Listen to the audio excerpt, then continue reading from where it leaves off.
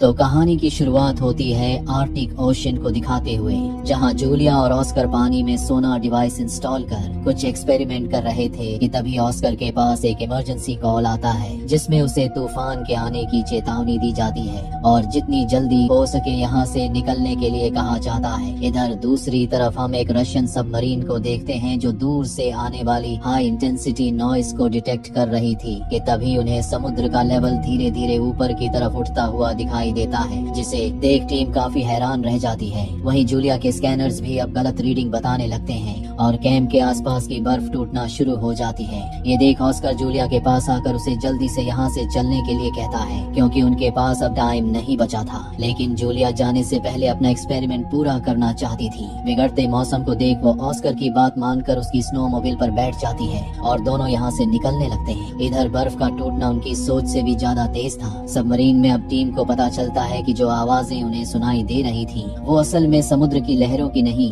बल्कि किसी बायोलॉजिकल चीज की है, यानी समुद्र में कोई जिंदा जीव मौजूद है। इससे पहले कि टीम कुछ और समझ पाती, अचानक एक विशाल क्रिएचर गेम उनकी सबमरीन से टकरा जाता है और सारे इमरजेंसी अलार्म बजना शुरू हो जाते हैं। टीम को ऐसा महसूस होता है जैसे उनकी सबमरीन को क्रीचर ने पकड़ लिया है और वो उसे बेहद तेजी के साथ नीचे खींच रहा है। वहीं दूसरी तरफ हम जूलिया और ऑस्कर को देखते हैं जो किसी तरह अपनी जान बचाकर यहाँ से भागने की कोशिश कर रहे थे, क्योंकि उनके पीछे की बर्फ लगातार टूटती जा रही थी कि तभी ऑस्कर की नजर सामने से उठ रहे बर्फ के तूफान पर पड़ती है, जो बहुत ही भयानक था। ऑस्कर काफी घबरा जाता है और इसी घबराहट में बैलेंस बिगड़ने की वजह से उसकी स्नोमोबाइल बर्फ की चट्टान से टकराकर ब्लास्ट हो जाती है और उन दोनों को जब तक होश आता है तब तक उनका कैंप भी तूफान की चपेट में आकर तबाह हो चुका होता है। उधर पानी के नीचे लगातार सबमरीन पर हमले हो रहे थे और ये हमले करने वाला कोई और नहीं बल्कि वही विशाल क्रीचर था, जिसे रोकने के लिए टीम अब उस पर फायरिंग करना शुरू कर देती है। तब रोशनी में उन्हें क्रीचर के कुछ विशालकाय टेंटिकल्स दिखाई देते। इससे पहले कि टीम उन टेंटिकल्स के बारे में कुछ और जान पाती, क्रिएचर दोबारा सबमरीन पर हमला कर उसे तबाह कर देता है। लेकिन डूबने से ठीक पहले कैप्टन लास्ट मोमेंट पर टीम को इमरजेंसी सिग्नल छोड़ने का ऑर्डर देता है, ताकि सिग्नल मिलने पर उनकी नौसेना उन्हें जल्द ही बचाने के लिए आ जाए। अगले दिन ही रशियन मरीन हेडक्वार्टर्स को वो सिग्नल मिल जाता है, जिसके जरिए उन्हें अपनी सबमरीन के गायब होने के बारे में पता चलता है। ये खबर सुनते ही ऑफिसर्स के पैरों तले जमीन खिसक जाती है, क्योंकि उस सबमरीन में बहुत ही पावरफुल हथियार थे। इसलिए अब ऑफिसर्स एक रेस्क्यू टीम को इन हथियारों को वापस लाने का ऑर्डर देते हैं और इस टीम का लीडर बनाते हैं विक्टर को, जो असल में गायब हुई सबमरीन के कैप्टन का भाई था। इसलिए जब विक्टर की मां को पता चलता है कि वो हथियार को वापस लाने के लिए मिशन पर जा रहा है तो वो पहले तो काफी परेशान होती है, लेकिन फिर विक्टर को गुड लक के तौर पर उसके पिता की घड़ी देती है जो अब इस दुनिया में नहीं थे। विक्टर उस घड़ी को लेकर मिशन पर जाने के लिए घर से निकल जाता है। उसकी मुलाकात उसके पिता के पुराने दोस्त एडमिरल ऑल्शांस्की से होती है, जो थोड़े गुस्सैल व्यवहार के थे और उन्हें भी हेडक्वार्टर्स की तरफ से इस मिशन का हिस्सा बनाया गया था। अब विक्टर जैसे ही सबमरीन में एंटर करता है तो यहाँ क्रू के कई मेंबर्स उससे शिकायत करते हुए कहते हैं कि ऐसा भी क्या हो गया जिसके चलते उन्हें छुट्टियां खत्म होने से पहले ही बुला लिया गया। ये सुन विक्टर अभी उन्हें कुछ नहीं बताता। इसके बाद हम जूलिया और ऑस्कर को देखते हैं जो उस बर्फीले तूफान में इधर उधर भटक रहे थे और अब उनकी हिम्मत भी पूरी तरह से टूट चुकी थी, क्योंकि इनके पास ना तो खाने के लिए कुछ सामान था और ना ही रहने के लिए कोई जगह थी। इसके अलावा फोन में भी सिग्नल नहीं आ रहे थे। पर जूलिया किसी भी हाल में बस यहाँ से निकलना चाहती थी, इसलिए वो सिग्नल ढूंढते ढूंढते गहरी खाई के पास पहुँच जाती है और उसमें बस गिरने ही वाली होती है कि तभी ऑस्कर यहाँ आकर उसे बचा लेता है। और जूलिया जब फोन चेक करती है तो उसमें अब सिग्नल आ चुके होते हैं। ये देख जूलिया जल्दी से एक ऑयल रिग कंपनी से कांटेक्ट करती है, लेकिन तूफान का शोर इतना ज्यादा था कि कंपनी के मेंबर को जूलिया की एक भी बात समझ नहीं आती और कुछ ही सेकंड्स बाद सिग्नल गायब होने की वजह से कॉल कट हो जाता है। जूलिया और ऑस्कर की हिम्मत अब लगभग खत्म हो चुकी थी, पर फिर भी ऑस्कर बचने की एक आखिरी उम्मीद के साथ फ्लेयर गन चलाता है कि तभी जूलिया की नजर सामने बर्फ की सतह पर पड़ती है, जहां एक लाल रंग की रोशनी चमक रही थी। लेकिन वो क्या है, ये जानने के लिए दोनों इस रोशनी की तरफ भागते हैं और जब पास जाकर देखते हैं तो पता चलता है कि ये वही इमरजेंसी सिग्नल है जिसे गायब हुई सबमरीन के कैप्टन ने रिलीज करवाया था। और इन दोनों को ये बात अच्छी तरह पता थी कि इस सिग्नल को ढूंढते हुए रशियन सेना यहाँ जरूर आएगी। इसलिए जूलिया ऑस्कर से यहीं रुकने के लिए कहती है। इधर विक्टर की सबमरीन कई घंटों का सफर तय करने के बाद अब उस लोकेशन पर पहुंच जाती है जहां विक्टर के भाई की सबमरीन गायब हुई थी। इसके अलावा उन्हें इमरजेंसी सिग्नल की भी लोकेशन पता चल चुकी थी, इसलिए विक्टर अपनी टीम को इसी जगह पर चलने के लिए कहता है। लेकिन यहाँ पहुँचने के बाद विक्टर को कोई सबमरीन तो नहीं मिलती, पर 2 थके हारे जियोलॉजिस्ट मिल जाते हैं जिनकी हालत बहुत ज्यादा खराब थी। इसलिए विक्टर इन्हें जल्दी से अपनी सबमरीन में ले जाता है। हालांकि ऐसा करने के पीछे उसका एक मकसद छुपा हुआ था। दरअसल वो जूलिया और ऑस्कर के जरिए ये जानना चाहता था कि आखिर उसके भाई की सबमरीन के साथ हुआ क्या था। और यही बात जब वो जूलिया से पूछता है तो उसके पास भी इस सवाल का कोई जवाब नहीं होता। वो विक्टर से कहती है कि मुझे शुरुआत में ऐसा लगा था कि ये सब हमारे सोनार डिवाइस के विस्फोट की वजह से हुआ है, जिसके चलते समुद्री भूकंप ने दस्तक दी। लेकिन जब मैंने अपने इक्विपमेंट्स चेक किए तो उस दिन किसी भी डिवाइस ने भूकंप को रिकॉर्ड ही नहीं किया था। ये देख जूलिया को यकीन हो गया कि इतनी भयानक हलचल भूकंप पैदा नहीं कर सकता, बल्कि ये काम किसी समुद्री क्रीचर का है। ये सुनते ही विक्टर को पिछले दिन हुई एक रहस्यमयी घटना याद आ जाती है। दरअसल जब ये लोग आर्टिक सर्कल में दाखिल होने वाले थे तभी इनके राडार ने एक अजीब सिग्नल पकड़ा जो असल में व्हेल मछलियों का झुंड था। और ये झुंड बार बार उनकी सबमरीन से टकरा रहा था, जैसे जानबूझकर विक्टर को आगे बढ़ने से रोकना चाह रहा हो। पर एडमिरल ओल्शांस्की इन्हें दूर भगाने के लिए लो फ्रिक्वेंसी सिग्नल रिलीज करने का ऑर्डर देता है। हालांकि विक्टर ऐसा करने से मना करता है क्योंकि इससे व्हेल मछलियों को नुकसान हो सकता था, पर एडमिरल ओल्शांस्की उसकी एक नहीं सुनता। लो फ्रिक्वेंसी के ऑन होते ही सभी मछलियां दूर भाग जाती हैं, लेकिन फिर दोबारा वापस आ जाती हैं। ये देख टीम मेंबर्स हैरान रह जाते हैं कि तभी उन्हें समुद्र की गहराई से एक और अजीब सिग्नल मिलता है और व्हेल मछलियां भी एक एक कर दूर होना शुरू हो जाती हैं। इधर टीम मेंबर जब इस सिग्नल को चेक करते हैं तो उन्हें एक विशाल क्रीचर नजर आता है जो एक ही झटके में व्हेल मछली को अपना शिकार बना लेता है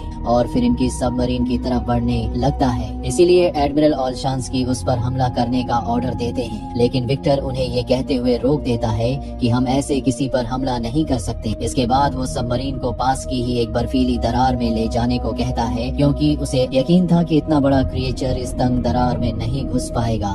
और होता भी ऐसा ही है। विक्टर की टीम उसकी बात मानकर सबमरीन को समुद्र की गहराई में छुपा देती है, जिसे क्रिएचर देख नहीं पाता और थक हार कर यहाँ से चला जाता है। इस तरह विक्टर के एक फैसले ने आज सबकी जान बचा ली थी। वहीं विक्टर ने जब जूलिया की कहानी सुनी तो वो समझ गया कि यही वो क्रीचर है जिसने बर्फ को तोड़कर उनकी पहली सबमरीन को तबाह किया था। अब जूलिया, जो कि एक स्वीडिश नागरिक है, वो बचपन से ही समुद्री राक्षसों पर विश्वास करती आई थी, इसलिए वो अब इस भयानक खेल में शामिल नहीं होना चाहती थी। वो विक्टर से गुजारिश करते हुए कहती है कि तुम मुझे और ऑस्कर को उसी ऑयल रिग कंपनी में छोड़ा जहां मैंने कांटेक्ट किया था, क्योंकि मुझे ऐसा लगता है कि ये क्रीचर वहां नहीं पहुंच पाएगा। जूलिया की बात सुनकर जब विक्टर कंपनी की लोकेशन चेक करता है तो पता चलता है कि वो यहाँ से ज्यादा दूर नहीं है, इसलिए वो इन दोनों को वहाँ छोड़ने के लिए निकल पड़ता है। लेकिन रास्ते में एक बार फिर टीम अपनी स्क्रीन पर उसी अजीब सिग्नल को नोटिस करती है, पर ये नहीं देख पाती कि वो क्रीचर अब मिट्टी के नीचे से धीरे धीरे उनकी तरफ बढ़ रहा है। जैसे ही ये लोग रिग कंपनी के करीब पहुंचकर वहां के इंचार्ज से कांटेक्ट करने ही वाले होते हैं, तभी समुद्र में हलचल होना शुरू हो जाती है। लहरों के साथ पानी के अंदर से कई विशालकाय टेंटिकल्स बाहर निकलते हैं और मजबूत स्टील रिग कंपनी को पल भर में तबाह कर देते हैं। इधर विक्टर टेलीस्कोप के जरिए जब बाहर का नजारा देखता है तो उसे क्रीचर का असली रूप नजर आता है, जो कि असल में एक बहुत बड़ा ऑक्टोपस था। उसका चेहरा देखने के बाद टीम के सभी लोग हैरान रह जाते हैं, पर इससे पहले कि वो कुछ समझ पाते कंपनी पूरी तरह समुद्र में समा जाती है। इसलिए अब विक्टर की टीम के पास यहाँ से भागने के अलावा कोई दूसरा रास्ता नहीं बचता। ऑक्टोपस रिग को बर्बाद करने के बाद उनकी सबमरीन की तरफ बढ़ता है।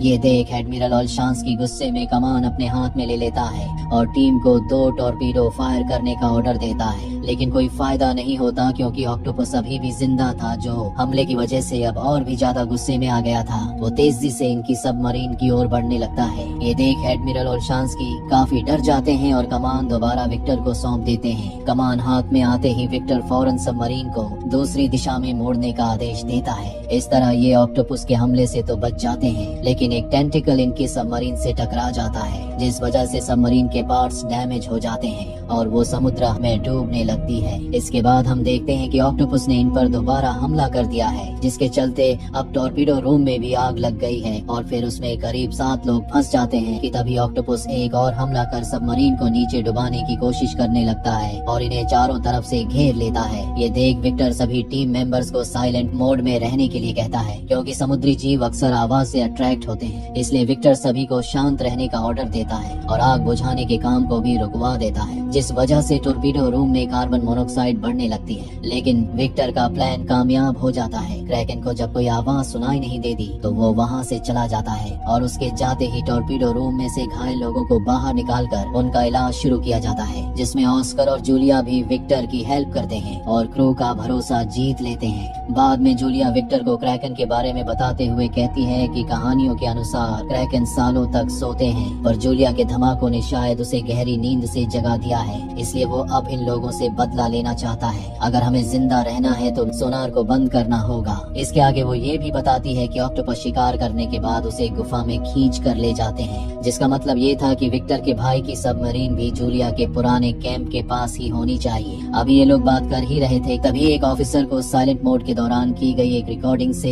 एक अजीब सिग्नल की आवाज आती है, जो जूलिया के कैंप की लोकेशन से ही आ रही थी। विक्टर अब अपने क्रू को समझाता है और अपने भाई और बाकी लोगों को बचाने के लिए उस खतरनाक जगह पर जाने का फैसला करता है, जबकि कुछ क्रू मेंबर्स उसकी बात से सहमत नहीं होते, क्योंकि उनका कहना था कि उनके हथियार उस भयानक ऑक्टोपस का सामना नहीं कर सकते, इसलिए उन्हें जितना जल्दी हो सके यहाँ से चले जाना चाहिए। लेकिन विक्टर कैप्टन होने के नाते अपनी जिम्मेदारी निभाना चाहता था, इसलिए क्रू मेंबर्स के राजी न होने के बाद भी वो सबमरीन को ढूंढने के लिए निकल जाता है, जिसके बाद क्रू मेंबर्स को भी ना चाहते हुए उसका साथ देना पड़ता है। अब ये लोग एक बेहद ही खतरनाक खाई के पास पहुंचते हैं, जिसके अंदर उतरने के लिए विक्टर एक मिनी सबमरीन का इस्तेमाल करता है और अपने साथ 2 ऑफिसर्स को भी ले जाता है, जहां नीचे खाई में उन्हें सैकड़ों डूबे हुए जहाज मिलते हैं। यानी जूलिया ने जो क्रैकन की कहानी सुनाई थी वो झूठ नहीं बल्कि सच थी। इसी दौरान इन लोगों को विक्टर के भाई की भी सबमरीन मिल जाती है, जिसका अगला हिस्सा थोड़ा सही सलामत था, इसलिए विक्टर इसी हिस्से से अपनी मिनी सबमरीन को जोड़ देता है और जब अंदर जाकर देखता है तो उसे अपना भाई अलेक्जेंडर और उसका क्रू नजर आता है, जो अब भी जिंदा थे। अपने भाई को जिंदा देख विक्टर को बहुत ज्यादा खुशी होती है और साथ ही हैरानी भी, क्योंकि इतने दिन क्रैकन से बचकर रहना कोई मामूली बात नहीं थी। यही सवाल जब वो अलेक्जेंडर से करता है तब वो उसे बताता है कि क्रैकन से बचने के लिए उन्होंने साइलेंट मोड का इस्तेमाल किया था, तभी वो सब बच पाए।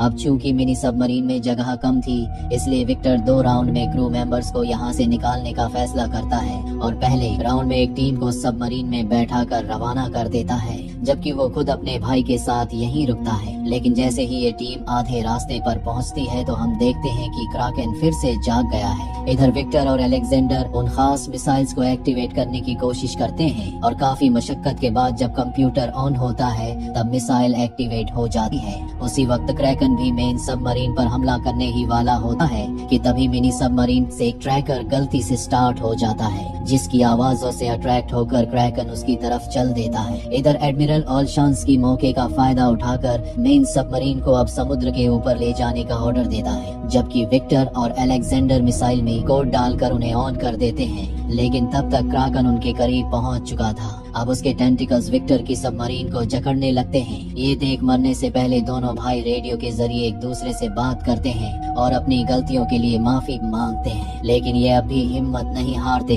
और क्रैकन के सबमरीन को तबाह करने से पहले ही एक साथ स्विच दबाकर एक जोरदार ब्लास्ट करते हैं, जिस वजह से क्रैकन आग में झुलसने लगता है और एक रोशनी की किरण आर्टिक की बर्फ को चीरते हुए आसमान में जाती हुई दिखाई देती है। अब सबमरीन पूरी तरह से डूबने लगती है और उसमें पानी भरना शुरू हो जाता है। ये देख दोनों भाई मिनी सबमरीन की तरफ भागते हैं, लेकिन एक तेज लहर उन्हें अलग कर देती है। विक्टर अलेक्जेंडर का हाथ पकड़कर उसे बचाने की कोशिश करता है और जैसे तैसे उसे लेकर मिनी सबमरीन के अंदर आ जाता है। लेकिन दिक्कत ये थी कि अब मिनी सबमरीन डूब रहे जहाज से अलग नहीं हो पा रही थी, जबकि मिसाइल कुछ ही सेकंड में ब्लास्ट होने वाली थी। इस मुश्किल सिचुएशन में अचानक विक्टर को इमरजेंसी लेवर याद आता है। वो पूरी ताकत लगाकर उसे खींचता है, जिसके बाद मिनी सबमरीन ठीक ब्लास्ट से पहले वहाँ से निकल जाती है। वहीं पानी के बाहर एडमिरल ओल्शांस्की के साथ साथ पूरा क्रू इन दोनों का इंतजार कर रहा था। लेकिन बहुत देर बीत जाने के बाद जब विक्टर और उसके भाई के आने की कोई उम्मीद नहीं दिखती है तो ये लोग मायूस होकर यहाँ से जाने लगते हैं। पर तभी पानी को चीरते हुए मिनी सबमरीन बाहर आती है जिसमें विक्टर और अलेक्जेंडर मौजूद थे। इन दोनों को देखने के बाद पूरा क्रू खुशी से झूम उठता है और सभी राहत की सांस लेते हैं। जिसके बाद विक्टर अपने पिता की घड़ी अलेक्जेंडर को सौंपता है, लेकिन वो इसे लेने से मना कर देता है और विक्टर से कहता है कि तुम इस घड़ी के असली हकदार हो, इसलिए तुम ही इसे अपने पास रखो। कुछ वक्त बाद इनका पूरा क्रू रूस पहुंच जाता है और दोनों भाई अपने परिवार से मिलते हैं और इस तरह खतरनाक और नामुमकिन सा लगने वाला मिशन आखिरकार सक्सेसफुल हो जाता है। और इसी के साथ ये कहानी यहीं खत्म हो जाती है। उम्मीद करते हैं कि आपको ये कहानी पसंद आई होगी।